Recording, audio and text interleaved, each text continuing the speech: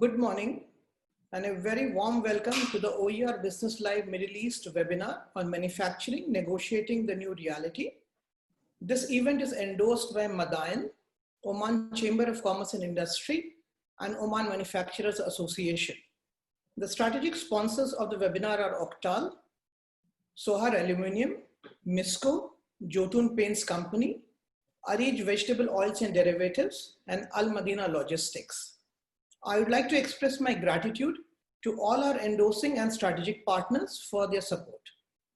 My name is Mayank Singh. I'm the Group Editor of OER BLME, and I will be moderating today's session.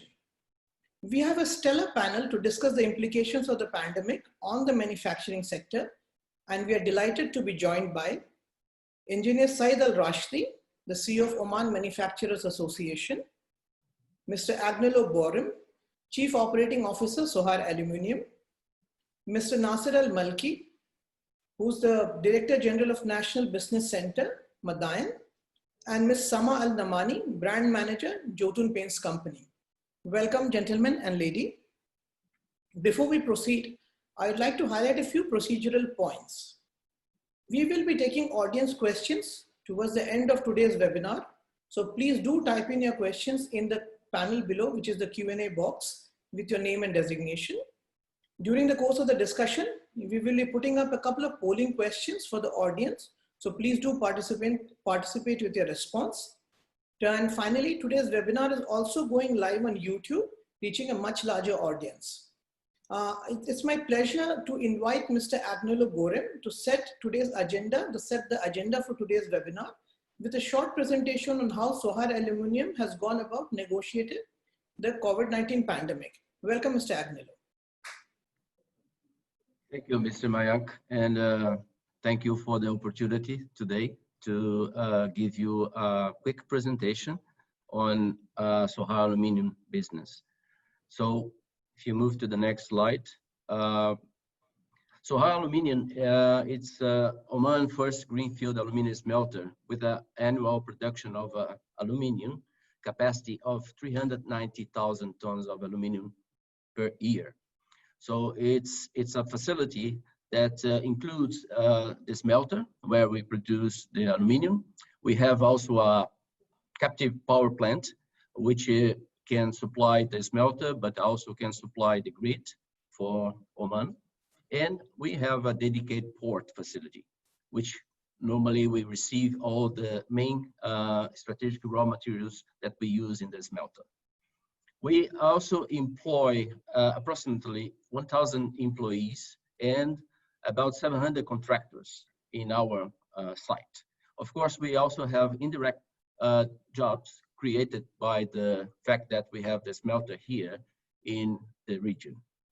We are really proud to say that we have 76.4% of employees Omanis, and about 85% of those employees, they live here in North Al Batna Governorate. So it's a big Omanization, and we are also very much proud about the fact that we are really supporting the industry in Oman. The nature of our operation requires the plant running 24/7. It means in our electrolysis process, we need to keep the process running every single minute. We cannot stop.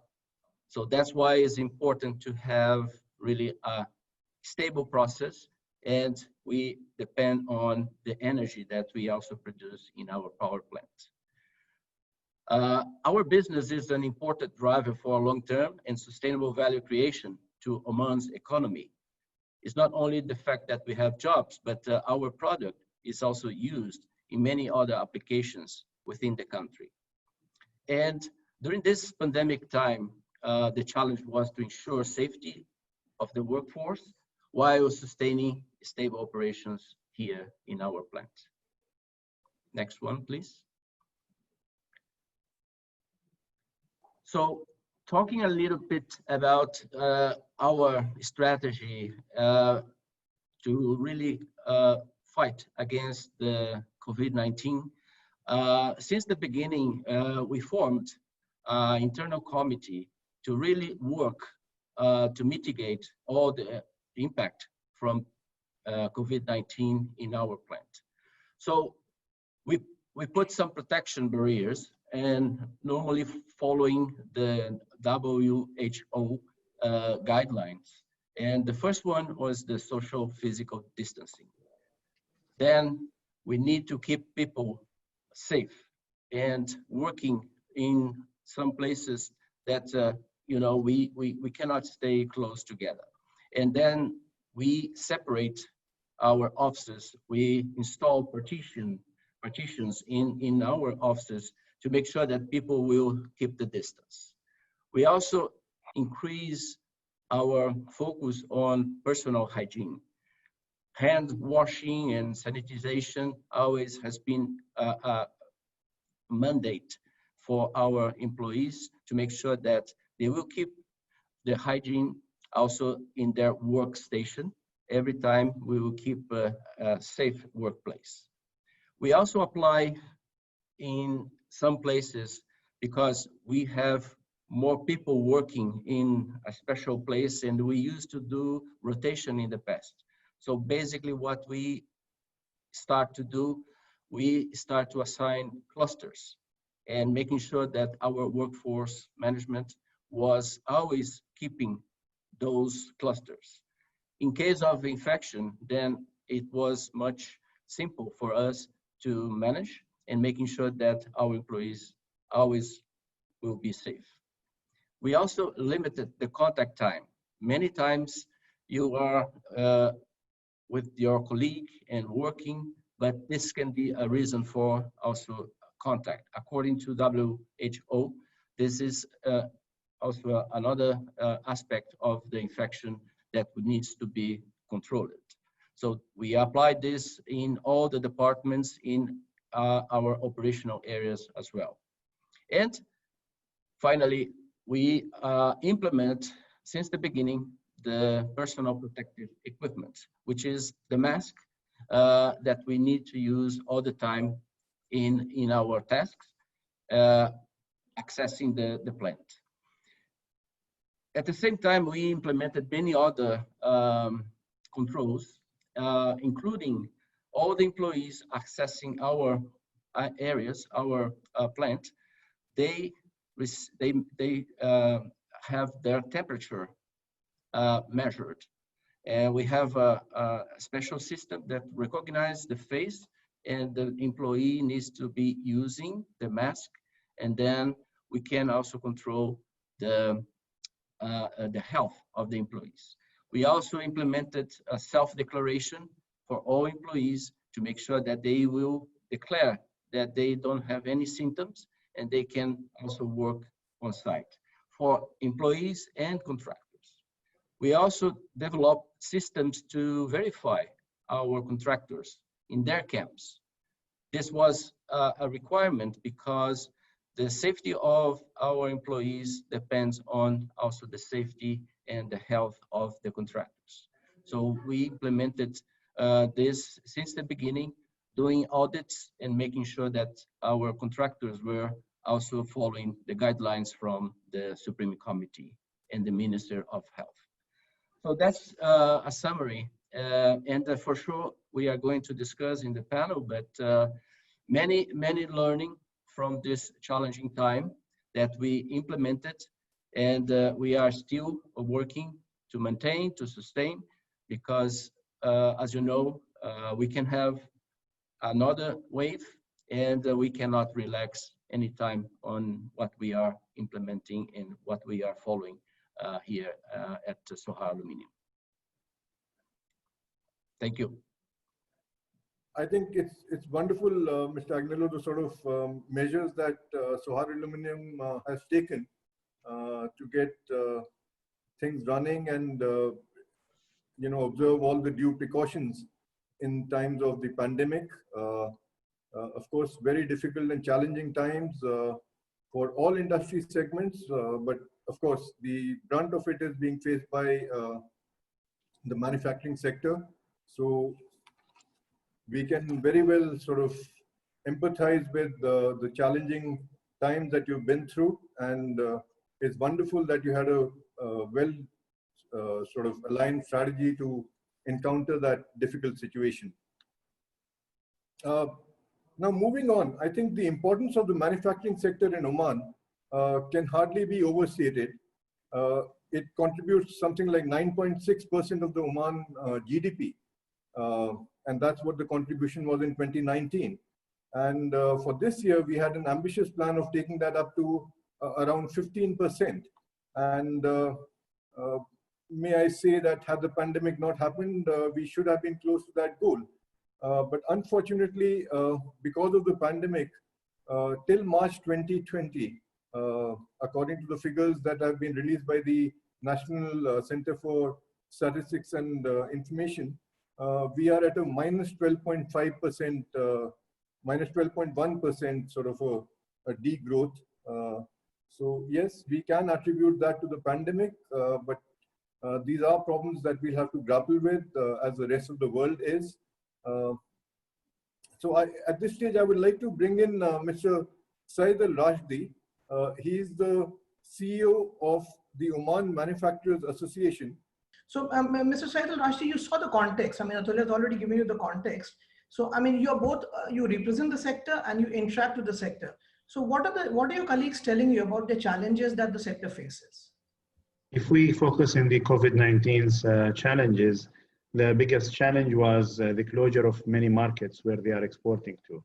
And a lot of challenges also in relation to local operations. Many of the manufacturers were unable to operate for some time, partially or fully. And most of them are having difficulty exporting their products through the land. I mean, all of the borders around us has been closed for quite a while. This was really challenging because it came in an area or in a time where they were in a deepest need to get back the business and get things done, get this working again. These challenges are slowly easing off. The operations are now back in almost all the manufacturers. Everybody is working at full capacity now. The markets are still a challenge, but it's opening up very slowly. The borders to Saudi Arabia was open a few days ago, and things are getting back to normal slowly. One good thing happened because of the pandemic is the opening of our sea lines. The marine business, I mean, the transportation through the sea has improved a lot in the last few months due to the pandemic, because the manufacturers have had to become a bit more creative about delivering and receiving the raw materials. So the dependency on neighboring countries has been reduced, and we are now more efficient in getting things direct. So at least that is a silver lining to the whole thing. And I would like to get an industry perspective from Ms. Sama. So how are you how have you gone about combating the whole situation at Jodhpur? I would like to start off with Jotun is very happy with the way the situation was handled by the Supreme Committee. There were some challenges or limitations faced, of course, specifically from an operational perspective. First one being our dealer shops being closed. This led to a drop in sales and operations being affected. However, we believe this was the best interest of the safety of the people and our employees. Another challenge is that we have shop floor employees that live outside of Muscat in areas like Fenja and Samal, etc. And because of due to lockdown, they couldn't come to the office. And shop floor employees are key in the manufacturing sector. So when restrictions were made on movements between governments and employees, it put a little hold in terms of our operations. However, Jotun Amman has a fair amount of employees that are in Muscat itself, and this challenge was overcome by extending working hours.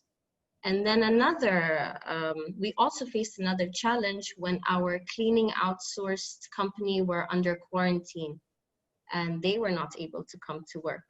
This was overcome by some employees helping to keep the site clean.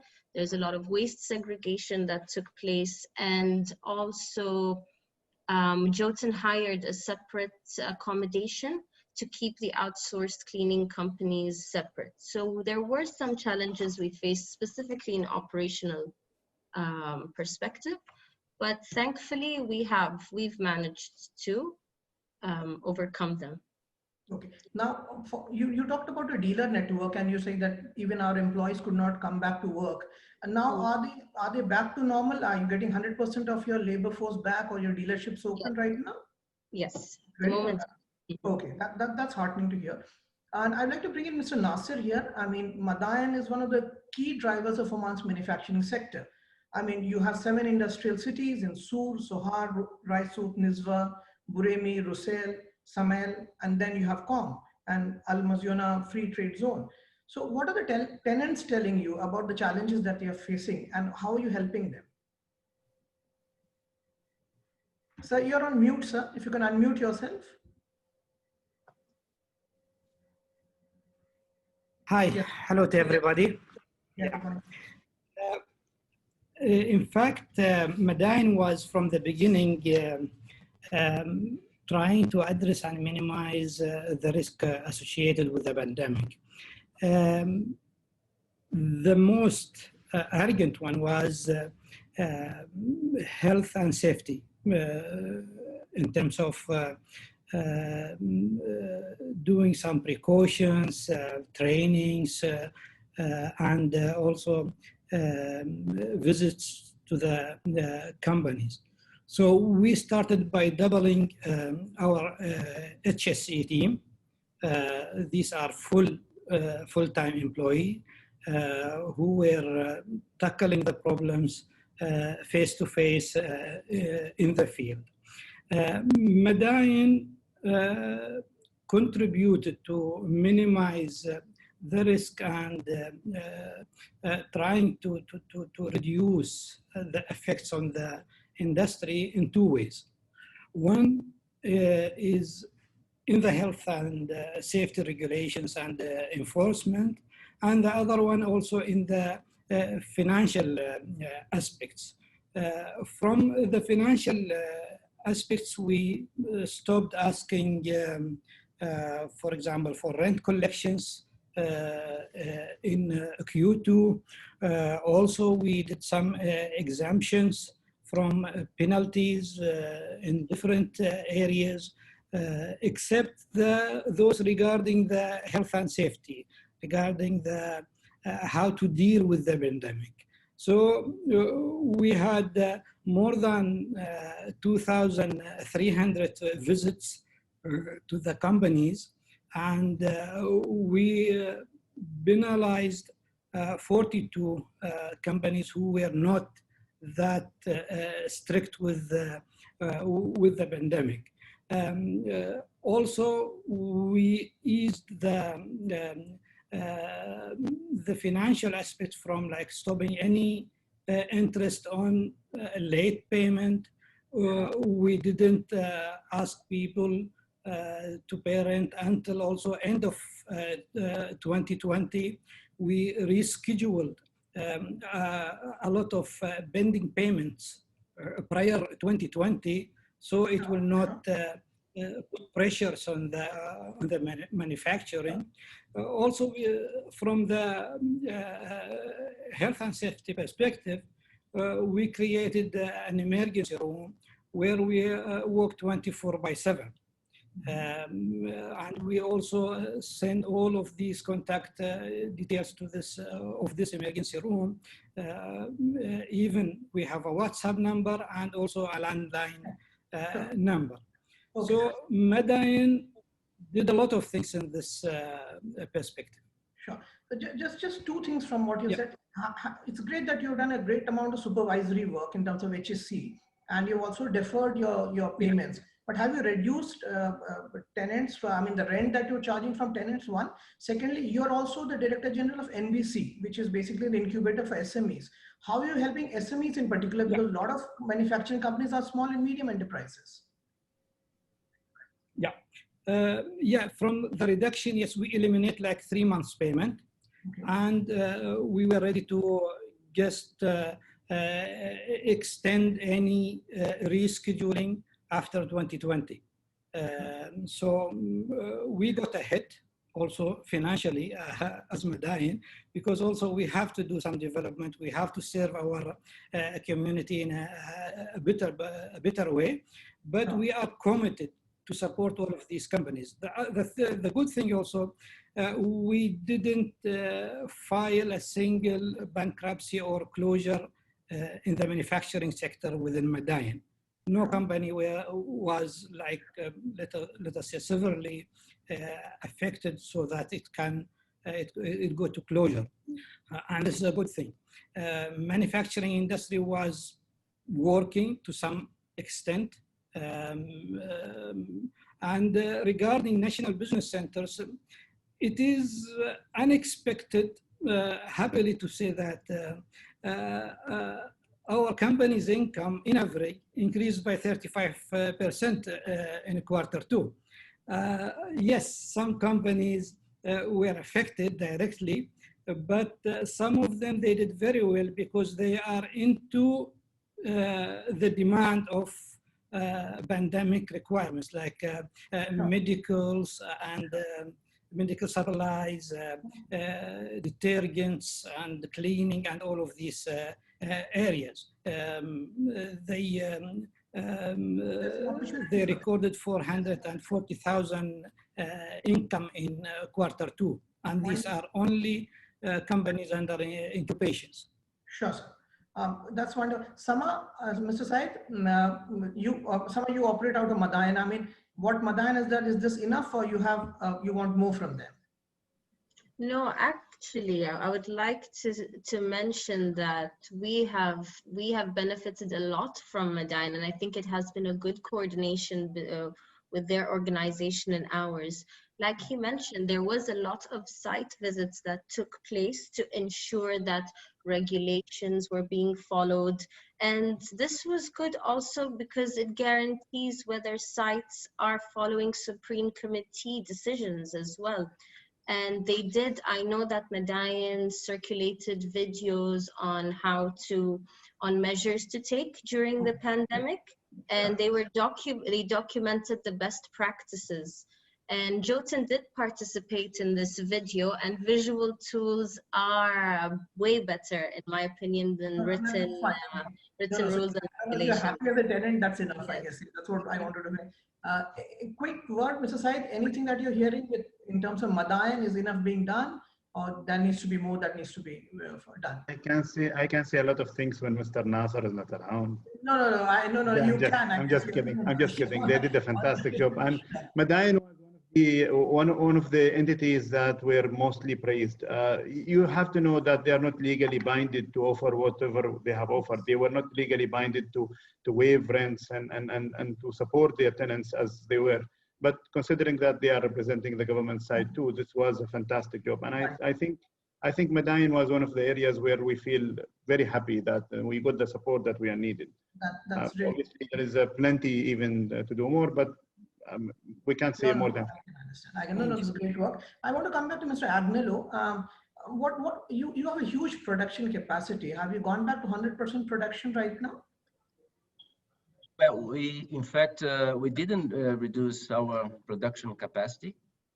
We were able to sustain 100%. Even we have been achieving very, very good performance indicators in our process. Of course, because of a global pandemic, we also saw a decline in the commodity price of our product, which is aluminum, in the world.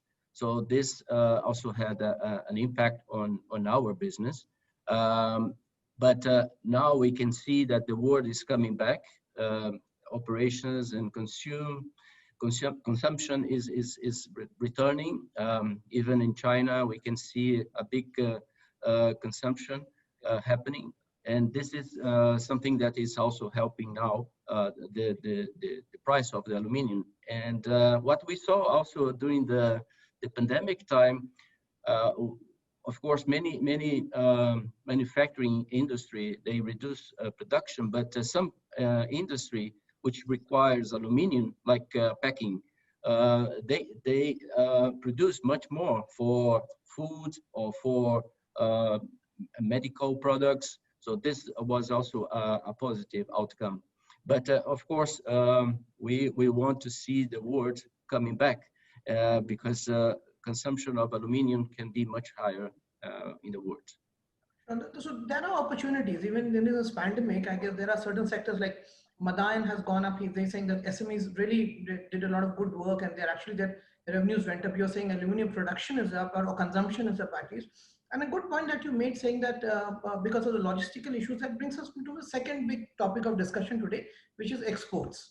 Now, given the size of Oman's market, the manufacturing sector is to a large extent dependent on exports. But given the challenges because of the pandemic, actually non-oil exports fell by a minus 27.6%. Minus 27.6% fall year on year till March 2020, according to NCSI figures. So how will this fall in exports impact the sector, and what can be done about it, Mr. Agnello? Well, in our business, we supply some downstream customers, which they were affected by. But as I said, we didn't have many issues on transportation or exports because we have a commodity and we export to different countries. So in fact, in our case, was not a big impact. Of course, we had a lot of concerns in the beginning because of importing of strategic raw materials, even knowing what was happening in other countries. But we did a good approach to all the suppliers, and we didn't have major issues or disruptions in the supply chain that is required to our business. Sure. But Ms. Samad, you in your industry, people are hesitant to get people to paint their houses now. Has that been a direct challenge that you're facing? And exports also, I mean. So Jyotin Oman exports products to countries such as Qatar, UAE, and Saudi Arabia. And during lockdown and the closing of governance, we struggled to move goods to the Sahar port for the first few days. However, the ministry identified the gap, and within a couple of days, the government opened for commercial vehicles only. We still face challenges due to evening curfew, roadblock limitations for heavy trucks. So we had a very narrow window to ship our goods. And the same was applicable for incoming raw materials from UAE and other companies. However, I'd like to add that mainly due to good planning, management crisis meeting being held was very beneficial in terms of risk assessment and execution. Now, the month of April was a bit slow. Sales were down. However, like I mentioned, due to good planning, alignment, and coordination with suppliers, we managed to implement in a very positive way, and we managed to pick up and recover. And you can see that by the month of July, our sales were better. We're picking up. Sure. Also, another thing that I would like to add, I think what worked well for us is that during having people locked in their homes made them realize that I think they should be investing a lot of time and energy into beautifying their homes. So yes, yes. On this webinar. Sure. No, I point taken. No, but that's very heartening to hear. Okay, let's take the first polling question related to it. Can we have the first polling question, please, for the audience? Well, yeah, the production team, can you please put out the first question? Yeah. So the question is enough being done to promote the export of manufacturing products from Oman? Is enough being done to promote the export of manufacturing products in Oman? So if you could possibly vote on this, I think the numbers are moving around and it seems interesting. Okay, sure. Okay, if you can just give us 10 more seconds. Okay, people are not, I think, sure. So this is the results. So 62% say no. I mean, around the same thing. I think it's a 60, 35, 65, 35 divide. So 36% say yes and 64% say no. Now, till now, ITRA was tasked with promoting Omani exports, and now it's become a part of the Ministry of Trade, Investment and Investment Promotion under His Excellency Kaisal Yusuf. In addition, there are also special economic zones in Dukum, Salalah, Sohar. But despite these, Omani exports are not growing the way they should. And I want to come to Mr. Said. I think you have very strong feelings on this topic, and you have some very strong views. How can Omani exports be promoted better? And then Mr. Nasir after that. Well, the now, since Corona challenges are going down, and since the companies are able to manufacture and produce as much as they used to before, the challenges go back to the topics that we were discussing pre-Corona. So we have recently sent a list to His Excellency Kaisal Yusuf.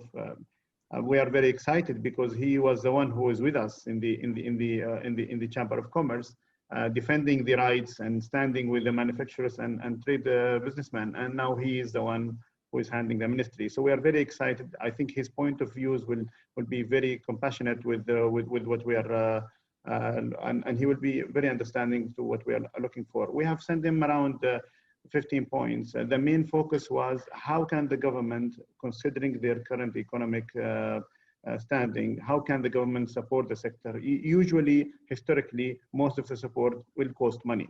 If you want to reduce the electricity tariff, you have to spend some money. If you want to reduce any of the fees or taxation, you will have to give up some money. So there are some innovative ideas where the government can actually support the manufacturers without really having to spend actual cash. There are many ways of easing business, many ways of easing whether it's easing the entrance of investors from outside or easing the movement of products. One major point that the government can do is that the focus on ICV. At the moment, the talk about ICV is very, I mean, the topic is talked about in almost every meeting, but in reality, manufacturers do not get enough support locally. They don't get that enough priority. The local manufacturers contribute to the society, contribute to the government's income through taxation, contributes to the GDP of the country.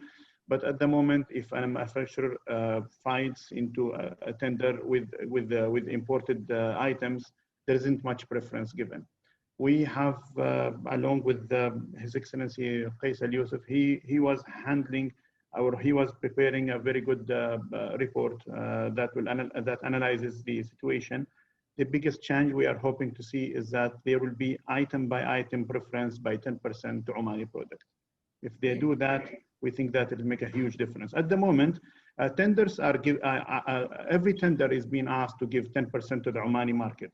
Like imagine if somebody is tasked with building, constructing a building, there is automatically more than 10% going to the local market anyway. So this has been rendered ineffective. The condition of 10% is already being fulfilled without the manufacturer, without the local tenderer doing anything about it. But if we do a 10% preference to the local product, then we are giving every manufacturer in Oman an opportunity to compete in a better way.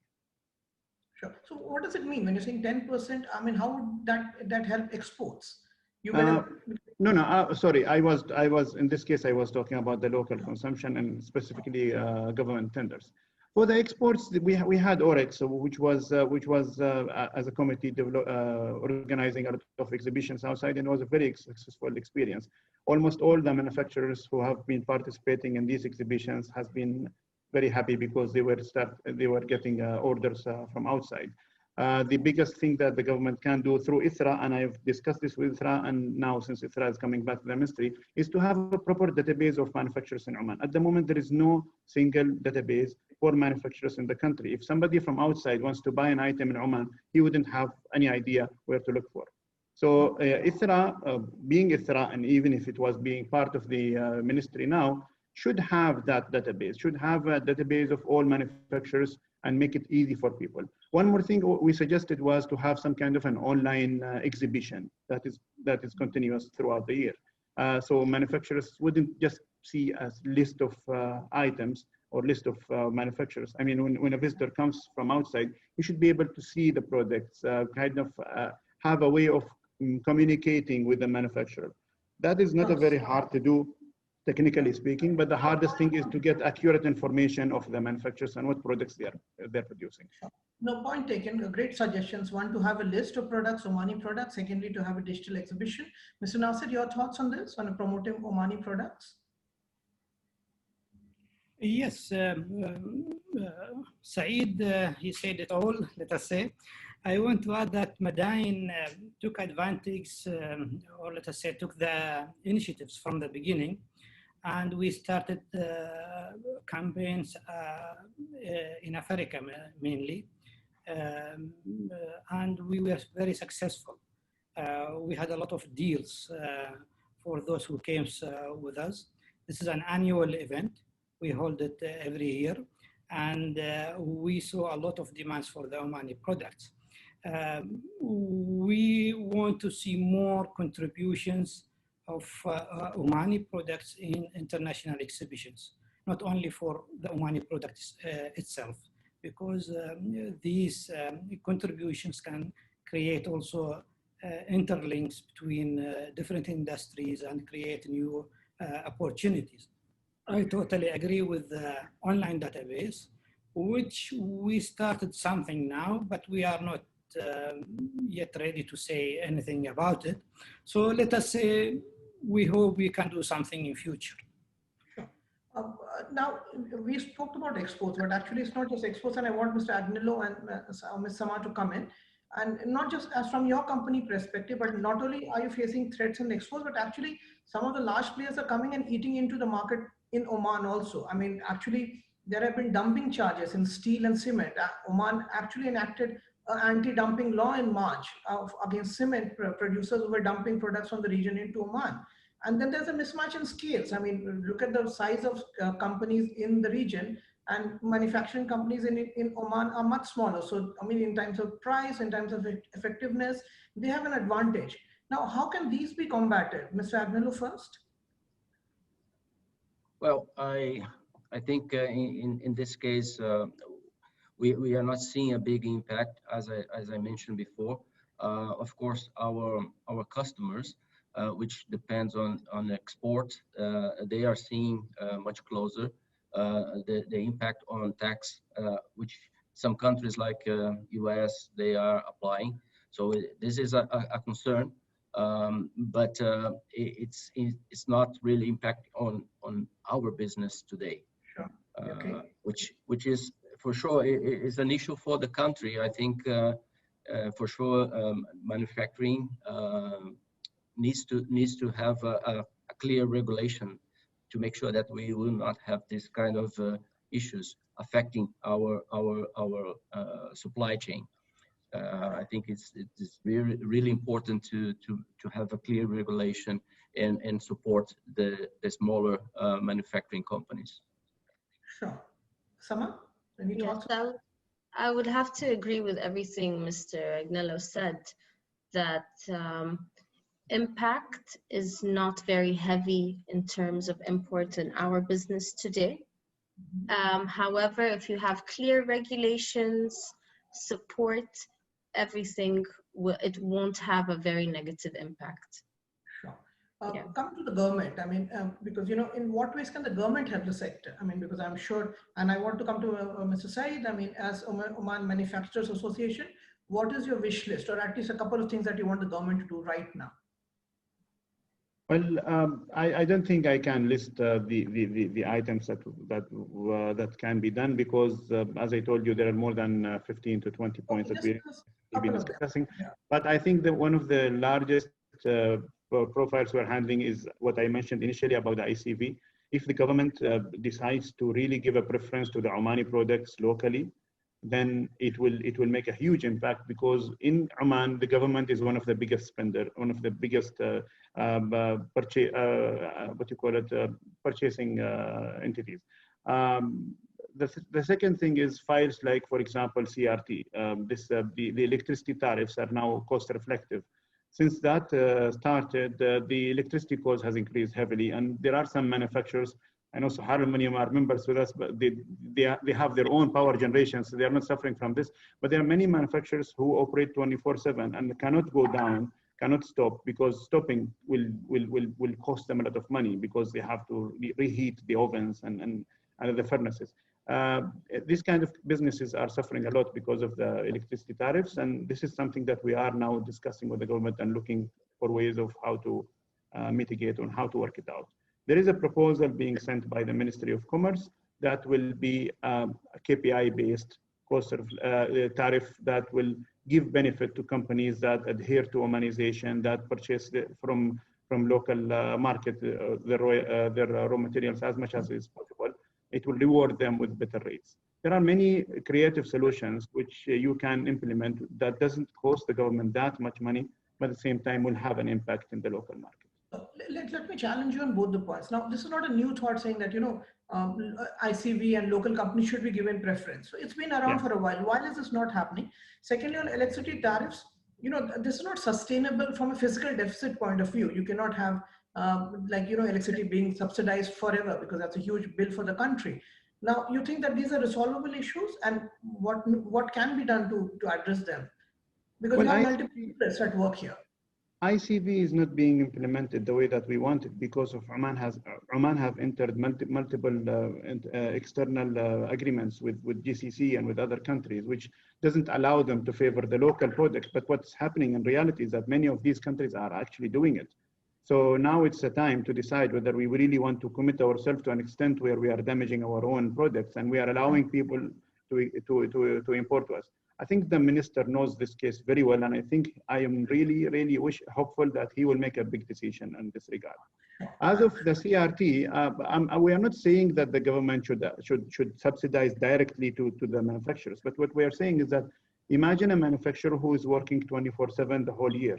Why should that manufacturer be the one who is paying the difference in the bill in the summer when the electricity is in a high demand? That manufacturer has been using electricity consistently for 24/7 throughout the year. The actual consumers who make a difference during the summer is individuals. We're talking about homeowners here. And my point is why the manufacturers, the one who are contributing to the GDP, are the one who is bearing all the cost of the CRT. Why shouldn't the cost be split to others? And what I'm also saying is that there are smart ways. We are not asking them to subsidize for everybody, but there are specific producers whom, as a business, will suffer a lot because of this. So maybe some areas can be can be dealt with. Yeah, probably that's it. Mr. Agnello, your thoughts? Anything that you wish from the government or the government could help you out with? Well, right now we are facing some challenges because the nature of this pandemic also closed international borders. So we depend on some experts to perform some projects that we need to perform here, and also some overhauls, maintenance. We hope that, of course, following all the health measures, that the government is going to open the border, because then we can do the projects and we can keep our improvements. And I'm sure that the government is really taking all the positive decisions to make sure that the country is going to be protected and the people will be protected. But the economy also needs to move, and to move the economy, we need to also be open to the world. Sure. Have you had this conversation with the government? Have you approached this whole topic with them? Yeah, we have been approaching the officials to make sure that we can have some exemptions and proceed with this type of need that we have in our business. Okay, now I want to bring in Mr. Nasser and Ms. Sama here. I mean, the sector was also a large employer. In 2019, it employed over 32,000 Omanis. So the government needs to support it not just from an economics point of view or from a diversification point of view, but also from an employment point of view. So what can the government do in that regard? Yeah, Mr. Nasser? How can the government support the manufacturing sector? Because it's a large employer also. and you want more young Omanis to get employed in the sector. Is it ICV is the way to go forward? What can be done? ICV is one way. The other thing also Saeed mentioned is in terms of easing the CRT. In fact, Madain brought investors in the solar energy, and they were ready to implement solar plants to provide electricity with less than the current cost, and it will be fixed for 20 to 30 years. But we had problems with the authorities because the grid is owned by other private companies. So we were also looking into the CRT problems just to support these companies. The other thing also, we introduced Madain Academy to train the Omani employees and to elevate their skills and trainings, and it was free of charge given to the companies, and we started that. But then the MTF came and they started saying, okay, no, everything has to go to the MTF. So now with the restructurings, I think there are a lot of opportunities to provide to the industry, and things, I hope it will be much more easier in futures. Sure. Ms. Sama, I mean, any thoughts on what the government can do? Yes, I would like to continue to add on to what Mr. Nasser said. It is very beneficial and important to provide training and to strengthen the skills of the youth here in Oman, because they have a lot of capability to build the industrial sector by introducing new innovations. Probably they're very well educated, so providing training programs, like for example Jotun has the same thing, where we would take in students and the youth of Oman and train them in different departments as well too, so that they can build new skill sets, as well as we have a graduate program here. And I think we should emphasize more on the importance of this, to build them up so that they grow with us as well.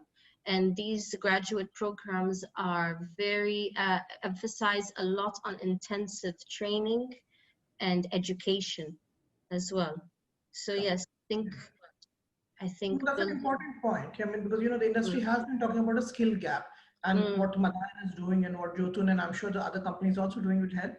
Just a quick word on the availability of finance. Is that a challenge right now in this market? Are banks lending to the sector, or are companies struggling for money? Mr. Saeed, any thoughts on that? Well, obviously it's not as easy as before now. Getting money from the banks is getting harder and harder.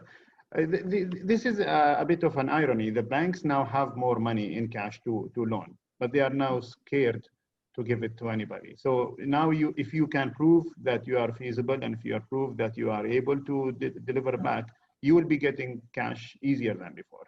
But that's the thing. The risk department now has the final say. Okay. Mr. Agnello, are you finding it difficult for project capital or basically running capital to procure running capital from the banks now? Yes, as mentioned by Mr. Saeed, it's harder and harder now to get money, and the interest is going to be high. We have seen also some increase on our insurance cost, and it's due to the difficulties that we have in the market. So I believe if we have a good business case, I'm sure that we can attract investment. But we need to do our homework as well. Is this like an artificial fear, like banks are sitting on a lot of cash, but they're not lending? So, the money doesn't flow in the system. So that's important. And I want Mr. Nasser to come in, because, this affects SMEs really badly, because, if they don't have the money, they can't keep running. They have to shut down their shop. How can that be addressed? In fact, yes, it affects the SMEs. The irony that also some SMEs, they got, for example, some fund for a specific project, and if they want to have another contract or like 2 or 3 contracts, the bank is not giving them money, and they ask for always collateral like a real estate. If this small SMEs have is a real estate agent, he will not be doing SMEs project, you know. And this is difficulties that we are facing now with the banks. Unfortunately, also the Rafid Fund has stopped for some times now. I hope we can go around with some solutions. So we offered like some guarantees from the, let us say, from the providers, where payment will go to the bank directly instead of going to the owner. So this money will be issued by the bank by a signature, for example, from the business owners, the service receivers, instead of from the business owner himself. So, but still, we have some difficulties. No, I understand. Absolutely, I understand. That's a huge challenge. We're also hearing about it from industry leaders. Let's take the second polling question, please. Second polling question is related to Industry 4.0. Are manufacturing companies in Oman prepared for the fourth industrial revolution? Just to sum it up, basically, fourth industrial revolution means using smart technology to improve your traditional manufacturing practices. So you were operating, but now there's IoT, there is a lot of digitization. So you use them to improve your manufacturing processes. Sure, if you can just 10 more seconds, I guess we will have the results. But it seems most people think that companies in Oman are not really prepared for it. So I guess, can you freeze the results, please? Yeah. So 68 versus 32%. 68% think we are not prepared. Oman is not prepared. And I guess, and 32% said we are. So Mr. Agnello, your thoughts on this? Well, it's not a surprise that the poll is showing that Oman is not ready. But I believe that, it's a question of time to materialize the investments in automation, in robotics, in the digital technology, Internet of Things, artificial intelligence. There are many good projects, and we have examples here in our plant that we are applying. Of course, we need to have a business case. It needs to make sense for our business. But we are improving efficiencies. We are improving our safety. We are also trying to improve productivity and make our business sustainable. So I think, as I said, it's a way with no return. We need to be prepared, and we need to invest in automation, in digital technology. Sure. A company like Sohar Aluminium may have the deep pockets to do so, but will the pandemic in a way make it that much more unlikely that this adoption will happen in the short period of time? Because there's no business case now to invest that kind of money in automation. This will slow down the whole adoption of Industry 4.0? No, we do have projects ongoing. And during the pandemic, of course, we start to develop many other projects that you can work from home, you can work from a distance remotely, which is beneficial for our business and also is more productive. So there are many examples that we didn't stop. We are also bringing new technology and new equipment that can give us fast response and much reliable, accurate results. So this is possible, and we are moving on digital technology. Ms. Sama, Jotun, big multinational company. Do you see this happening within that, and that's the message from the parent company? I do see this happening, especially because we have certain standards that we have to comply with, high standards, and we always look towards innovation. And since the pandemic, actually, there's been a huge transition to utilizing digital tools already. We were forced to. due to limitations and restrictions of not having physical contact and complying with social distancing rules. This has forced us to move towards digital communication, digital tools, as well as making sure work is done and in a digital manner. And actually, results have shown that this has been very effective. And it's easy to pick up now. Even though things are coming back to normal, you can still see that people have gotten used to these digital practices. Yeah. Sure. So, point taken, Mr. Nasser. Do you see this happening in Madain amongst your tenants at NBC, the adoption of digitalization, Internet of Things, and everything led to technology, related to technology? Yes. In fact, I don't think this is like a luxury that I guess we need to take it. It has to be justified from business cases, financial wise. Otherwise, it doesn't make sense that we use it. So once we have these business cases, then the investors will be able to do much more in this area. This is one thing. The other thing, the government has to be prepared. The infrastructures, the rules, the regulations, all of this has to be there. There are some work on this. From the private sector perspective, we have one company start assembling IoT sensors now in Rusail. This is also one of the companies that we invested in as Madain. We brought the technology from Europe, and now we have it here. They have a project to convert all smart meters, all meters, water meters in Muscat to be smart meters based on IoT, and they have the network also with Ooredoo. This is happening, but again, it has to have some business uses. It has to be justified financially. Then the investors can do something in that. Sure. Mr. Said, just bringing you here, you heard both the points of view. One is everyone agrees that this is the way forward. There's no denying that. But yeah, a lot of people, Mr. Agnello, Mr. Nasser spoke about the business case. Is there a business case for this? And is this going to happen in Oman? And in what kind of time frame?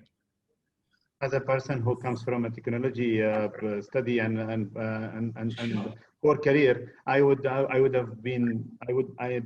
get very excited when I see newer technologies being implemented in something that we are working on now. But I wish I was as optimistic as the others. I don't think that we have the ability to become an innovation leader in the coming future for one main reason. We don't have enough research in Oman. The new technology always comes from research, and the current way of study, the current universities, the current academic style of education here is more of a consumer of technology rather than producer. I think it's going to take projects like what Mr. Nasser mentioned, producing something, assembling a technological advancement can be done easily because you are bringing technology from outside. But to become an actual producer of something interesting, some new technology, really depends on how much research you have in the country, how much the country, mindset-wise, investment-wise, are looking at research. Maybe with the new merger of the research and the Ministry of Higher Education, with the introduction of multiple new universities, maybe we'll be seeing better results in the future. We are very hopeful, but at the current state, 4IR is something that we talk about in every meeting, but I don't think we'll be seeing some real solutions anytime soon. I think, but that's a big focus area. Great that you touched on innovation and skilling and education. That's a big focus area, and I'm sure this will happen. It's time to take audience questions, and I know Atulya, you've been sitting very quietly there. I mean, any thoughts? It's been a fascinating discussion. I'd like to bring back Mr. Atulya Sharma, who's the CEO of UMS. Any thoughts on the discussion? Any questions?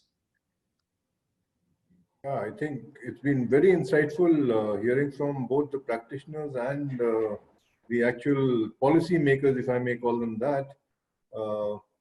Yes, one question that immediately comes to mind is about, in spite of a lot of workforce being employed in the manufacturing sector, the Omanization rates are dismally low. I know we've touched upon, what needs to be done in terms of, upskilling the Omani workforce. A lot of initiatives have been taken by Madain and other private sector employers in their own personal capacity. But as a country, what exactly needs to be done so that we can really, motivate people to join the technical workforce and take pride in that, and not just leave it to, the expatriates who come from certain clusters who sort of occupy these roles more than anybody else. So that's an immediate question that comes to mind. Yeah, please. So I think Mr. Nasser or Mr. Saeed, and then maybe some words from the private sector operators, Mr. Agnello and Ms. Sama. We are in a partnership with Madain and Ministry of Commerce have been working in an Omanization team for the sector for the last 1.5 years approximately. It has been very successful. We have managed to increase the number of people being hired in the sector, but in reality, the challenges are deep. First of all, to hire Omanis in a very low skilled job will mean an increase in your cost, and your competitive advantage will be lost. I mean, we are competing with countries from the East that have a much lower labor cost, and some markets or some kind of businesses, like for example, we have Sohar Aluminium with us here. They are advanced and they are technological and they are able to produce even with a good high paid employees. So that's why you see that their Omanization rate is quite good, and they're doing a fantastic job there. But there are some very low producers who can't at all afford to hire Omanis at all the levels. So what we have been doing in the team, along with Madain and the ministry, is that we have decided to take the manufacturers case by case. We have been visiting them and to understand why their challenge, what kind of challenges. We had the ability of forcing, even shutting down the manufacturer if needs so. So we had the power, but we decided to try to listen to them, and we gave them an annual plan to Omanize and so that they can transit into it easily. We have seen cases where Omanization has been forced into manufacturers until the collapse point. If you force a factory to hire Omanis more than they can afford, at some time they will break and they will shut down. So we really don't want to reach there. We want to increase the number to a reasonable extent. Okay, thank you. Yeah, anyone else wants to touch upon this, Omanization, and how that can be increased? I agree with Mr. Saeed. I don't think we need to enforce. It's not going to be the solution. I think we need to work on education. We want to train and prepare our workforce, and this requires time and effort. And I think it's important to have a strategy and really work hard to develop the employees. And I don't think it's just for the low level jobs, but also for the medium high level. We need to prepare. We need to make sure that we are going to have a good system in place to develop our employees and the country in the future. Sure. Okay, there's a lot of questions, but I'll just take a few as we're running out of time. And there's a question from Mr. Nasir Al Malki. Someone has said that thank you for the informative seminar. Do you think we will be able to build using solar panels and also go off-grid in the near future? Saying that we can move from conventional energy to solar energy in the future. I believe it depends on the regulatory. Madain with its with its companies and with its let's say relations internationally, we are ready even to bring the solar energy. We are ready to implement them, but we still have some issues with the current regulations and procedures. So I hope we can solve this in the very, very future, let us say within a year at least. Sure. So probably to so happen. we that's we good news. Sure, there's a question from I would like to add a small point here. The Oman has or able to produce much more power than it needs. At the moment, in the normal days, I'm not talking about the summer, we consume maybe 30 to 40% of our capacity. So Oman has a lot of capacity and there is a lot of power on the grid. To bring in solar solutions, as Mr. Nasser said, we'll have some resistance because we are already capable of producing enough power. We only have challenges in the peak of the summer in the 4 hours of the afternoon time. That is the only time where we actually reach towards the our capacity. And because Oman has a very extreme weather in the summer and a lot of cooling is required, the consumption difference between the normal months and the summer is quite high. And I think smart solutions like storage of power rather than production of power would probably make more sense, because we need to store power in the night time and use it in the afternoon time so that we level up the consumption. This means that we will never have to produce more power than what we are doing now for the coming years. Sure. Or probably the GCC grid would be another way to go about it. There's a question from Ali Al Shamsi. What needs to be done to catch up with in IR in basically for 4.0 practices, Industrial Revolution 4.0, and how can the employment plans be managed while motivating Industrial Revolution 4.0? So he's saying that if you bring in more digitalization, it may have an effect on organization or employment generation. So one, how can we improve these practices without affecting the labor market? Yeah, anyone who wants to go for it? Anyone who wants to answer this? I already gave something here. Yeah, please. Yes, I go. Go ahead. I just mentioned about the research, so I think that is a very good point to start with. And Mr. Nasser can continue. Sure. Mr. Nasser, you wanted to add something? People said the same thing when the computers came. Sure. They were afraid that there will be no more jobs. No, jobs will be there.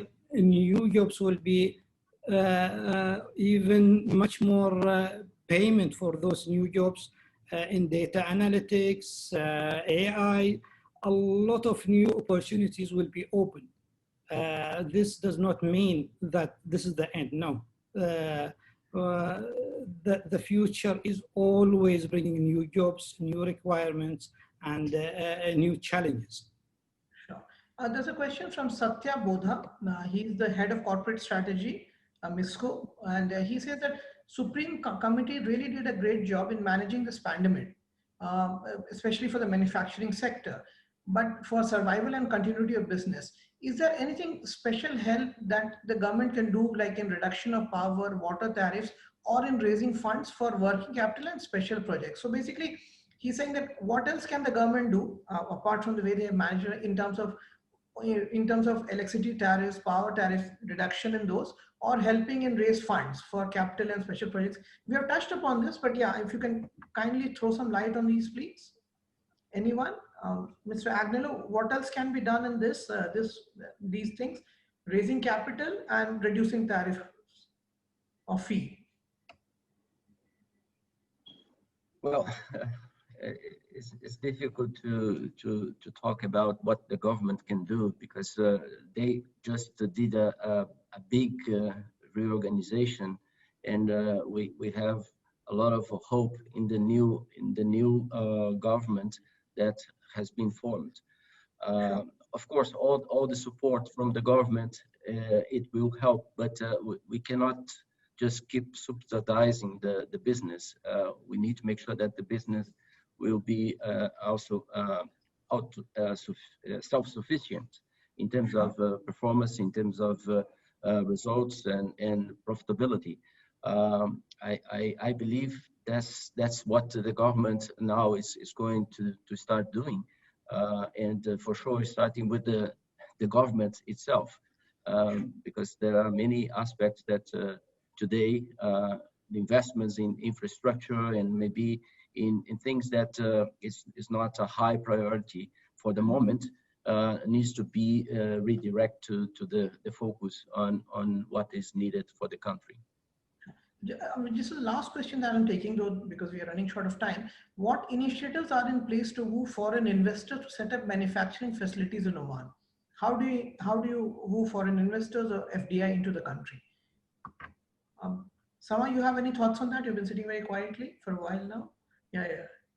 Any thoughts on it? Because Jotun is a multinational company that is invested in Oman. So how can we do more of these in Oman? I would say first, earlier Mr. Saeed mentioned a valid point where having more, the idea of the exhibition, this can gain more exposure. Once we, yes, having the exposure and awareness could lead to potential of grabbing investors into the country, yes. And then everything else follows after, such as the research, market research, forecasting, and seeing if it will actually work or not. But yes, research is important and awareness too. Mr. Said, how do we make Oman more attractive to foreign direct investment, particularly in manufacturing sector? Having somebody from Madain here makes a big difference. Yeah, I'm going to report they are the most capable of people to invite others. They have the land and they have the ability of exempting people through the government of many things.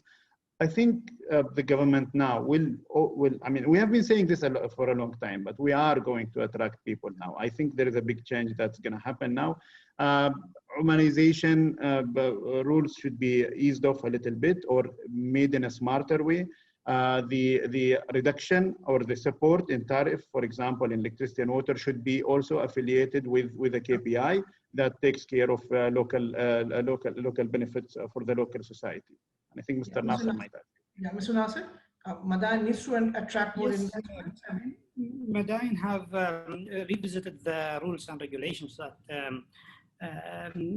enable them to provide more incentives.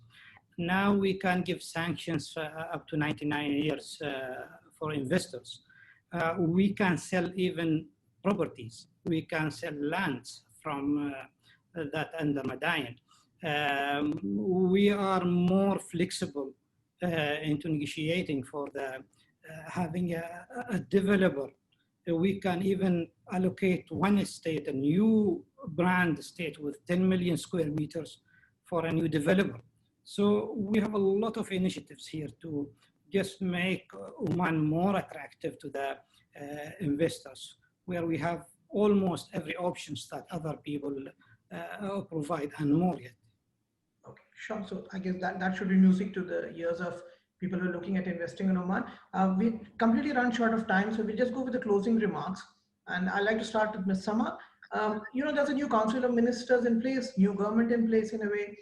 Is there any one particular piece of advice, recommendation, or wish list that you want to present to them, or anything else, any other takeaway from today's webinar that you want to bring to the table?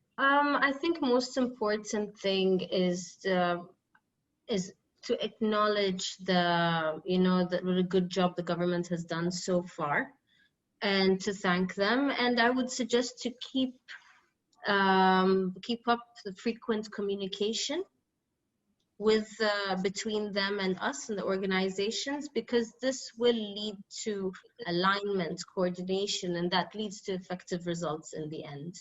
Sure. Well said. Mr. Agnello? Yeah, as mentioned before, I think clear regulations, rules and regulations always is going to help the industry. And I think that's an important role from the government. That's what I would like to make sure that it's clear, and then we can adopt. Sure. Mr. Said? Well, the excitement that the new ministers are coming with, I hope that it sustains for a long time. Because I know when someone is just taking care of an office, they will do their best, and I know that there'll be a good difference now. One more thing is that many of those ministers were our colleagues at some time and were from our generation. So we are very happy because our generation is taking over. Yes. Okay, the last word to the government, Mr. Nasser Al-Malki. The future is, I am very optimistic for the future. As Said said, the restructuring, the new blood in the government, we have high hopes on them, and we will see a lot, inshallah, in future. Sure, great. Absolutely fascinating discussion we have had, and I would like to call upon Mr. Atulya Sharma to do a kind of a summation. At least there are some takeaways that we can leave with. Yeah. Thank you, Mayank, and thank you all the panelists for such an enlightening discussion. I can't possibly do justice to all that was discussed and all the insights that were thrown up, but I'll try and briefly sort of, give my key takeaways. We do intend to publish a white paper after this webinar, and some of the recommendations possibly would be tabled in front of the policymakers for them to make the best sense out of it. But let me just attempt to sort of sum up some of the key points that I sort of got from all the panelists today. I think the meeting started off, or the webinar started off on a very positive note. And Engineer Syed talked about how the pandemic sort of forced the Omani manufacturing community to innovate, and marine lines were sort of looked at because the land borders were disrupted and closed down. So that's amazing, and I think there is a learning in it. So we did find opportunity in a sort of a challenging situation. I think Same also had talked about the problems that manufacturing was facing in terms of imports of raw materials, or being able to export out their goods to the countries that they export to. Yet they were able to sort of manage those things with some intervention from the government authorities. And the thing that she talked about the cleaning companies, if they were not available, how they sort of doubled up and created some, of their own internal people doubling up and managing the cleanliness and the upkeep of the plant. That is really remarkable, and this is what challenges do. They make us shine as human beings and really come up with innovative solutions. Madain, I think it's really heartening to note that you took HSC as your primary sort of motive and objective, and you really doubled up, and you talked about the emergency room that you set up, providing 24/7 support to all the tenants. That is remarkable. And what is heartening to note again is the fact that no cases of bankruptcy have been recorded. And I think from all the panelists, what we are given to understand is that business, though slowly, but is coming back on track. And with all the learnings that we have acquired over this pandemic, I think we are in a very good shape to sort of, build on what platform we've been able to build in a very difficult time. Things are only going to get better from here. So if you were able to survive and manage in those difficult times, hopefully things would only look up from here. So I'm very positive on that front. Yes, there are challenges.